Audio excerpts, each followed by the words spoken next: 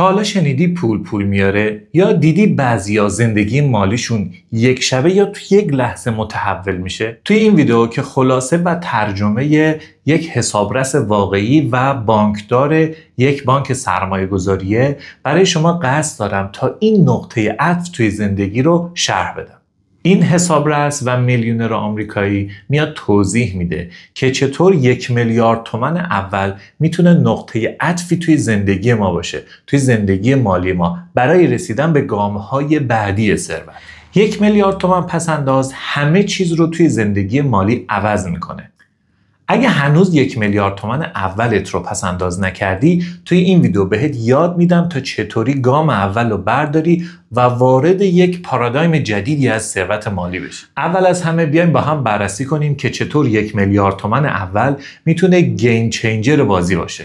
چند تا نکته نیشا مطرح میکنه که من یک به یک اونها رو بررسی میکنم. البته این نکته رو باید بهتون توضیح بدم که این اعداد با توجه به زندگی ما ایرانی ها طبقه بندی شده. اون راجع به 20,000 دلار اول صحبت میکنه و من راجع به 1 میلیارد تومان اول، چون خیلی این اعداد شبیه همه. چیا رو در نظر گرفتم؟ مثلا هزینه زندگی آمریکایی ها یا درآمد اونها یا سرانه درآمد اونها، اینا رو در نظر گرفتم و اون رو مقایسه کردم با ریال خودمون و به یه اعدادی رسیدم که خیلی شبیه اوناست. پس بریم سراغ 4 مرحله‌ای که نیشا توضیح میده که چرا 1 میلیارد تومان گیم چنجر بازیه. مرحله 4 از 3 مرحله اول مهمتره، چون یک زیرساختی رو فراهم میکنه برای گام‌های بعدی ثروتمند شدن. مرحله اول اینه که 1 میلیارد تومان پس‌انداز اولیه یک سطح جدیدی از رفاه رو توی زندگی شما فراهم میکنه و از لحاظ روانی یک تغییر عمده به حساب میاد. چرا؟ چون تمام تصمیمات مالی شما تا قبل از 1 میلیارد تومان پس‌انداز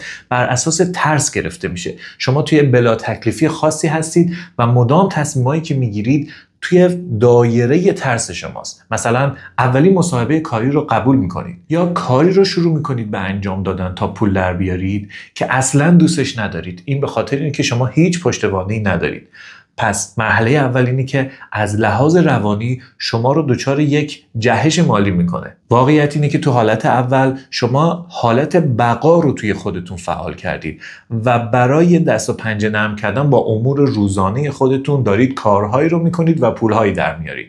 نکته اینه توی حالت بقا تفکر شما برای رشد، ایجاد کسب و کار یا حتی سرمایه گذاری به شدت غیر فعاله، چون شما فقط نیاز دارید که زنده بمونید و روزها رو سپری کنید. اینجا یه تحقیقات علمی وجود داره. افرادی که فقط 50 میلیون تومان پس‌انداز کردن یا سرمایه گذاری کردن از لحاظ روانی و از لحاظ سطح رفاه 21% بهتر عمل میکنن.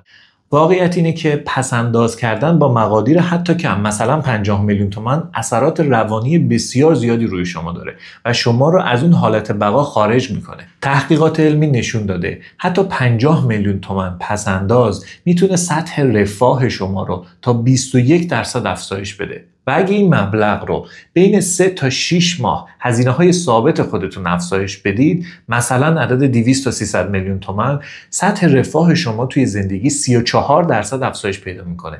یعنی هر آنچه که الان هستید میتونید 1/3 بهتر بشید. این 3 تا 6 ماه پس‌انداز اضطراری میتونه شما رو مرفه‌تر کنه تا 34% و همزمان میتونه سطح اضطراب شما رو به شدت پایین بیاره.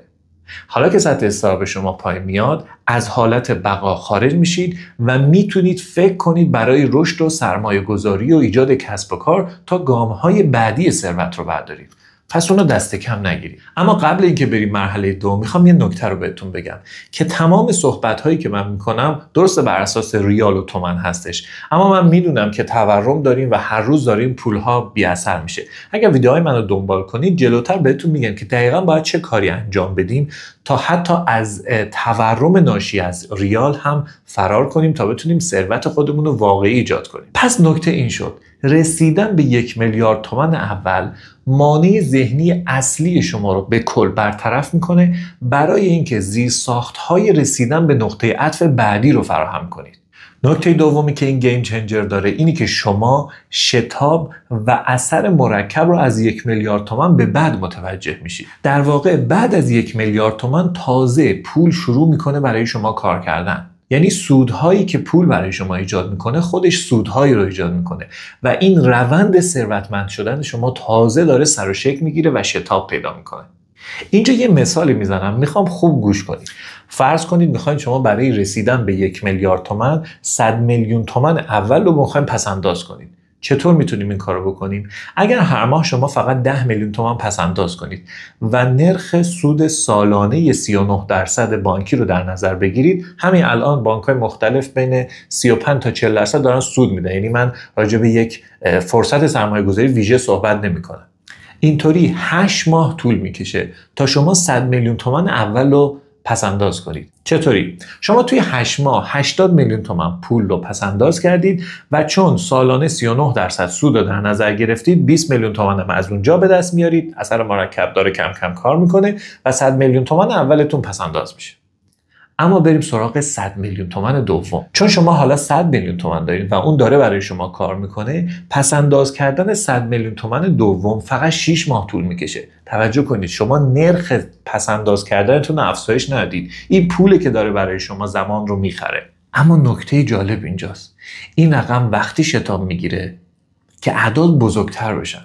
مثلا فرض کنید شما 900 میلیون تومان رو کنار گذاشتید، حالا 100 میلیون تومان دهم چقدر برای شما زمان میبره؟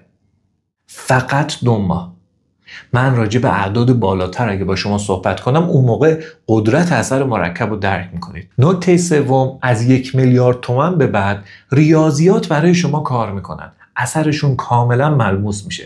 فرض کنید شما 100 میلیون تومان پول دارید و 5% بهانه سود اینو میگیرید. بعد از یه ماه شما 5 میلیون تومان سود دریافت کردید. انگار 100 میلیون تومان برای شما 5 میلیون تومان کار کرده. اما اگر 1 میلیارد داشته باشید همون 5% ثابته، اما حالا شما 50 میلیون تومان ماهانه درآمد دارید بابت اون 1 میلیارد تومان. اما نکته چهارم که بهتون گفتم بسیار اهمیت داره. از 3 مرحله قبلی بسیار اهمیتش بالاتره. چرا؟ چون زیرساختی برای شما فراهم میکنه که شما میتونید توی مراحل بعدی به ثروت‌های بیشتر برسید. اون چیه؟ اون آدمیه که بهش تبدیل میشید. برای پس انداز کردن 1 میلیارد تومان شما مجبورید از قوانین، عادتها و انضباطی پیروی کنید که زیرساختی رو برای شما فراهم میکنه تا ثروت‌های خیلی بالاتر از این رو برای خودتون فراهم کنید.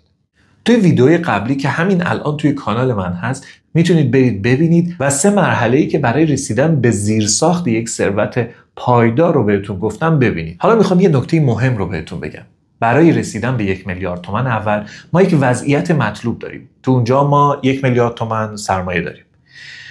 اما برای شروع این مسیر باید وضعیت موجود خودمون رو ترسیم کنیم. اینجاست که کار شما تازه شروع میشه. یک خودکار و کاغذ باید بردارید و تمام هزینه‌های خودتون، هزینه‌های ثابت و متغیر و هر آنچه که توی یه ماه پرداخت می‌کنید رو یادداشت کنید. از وام‌های با سودهای بالایی که دارید پرداخت می‌کنید، از اجاره خونه و قبض‌ها و پول اینترنت و غیره، همه رو باید یادداشت کنید تا وضعیت موجود شما مشخص بشه. برای رسیدن به وضعیت مطلوب ما حالا یه چگونگی داریم که توی ویدیوی قبلی 3 مرحله اون رو توضیح دادم.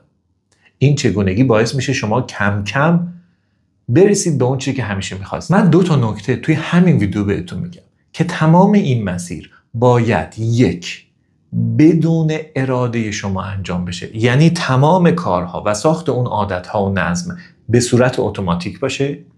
و دوم باید فراموش نکنید که کسب درآمد بیشتر میتونه شما رو سریعتر به اون چیزی که می‌خواید برسونه.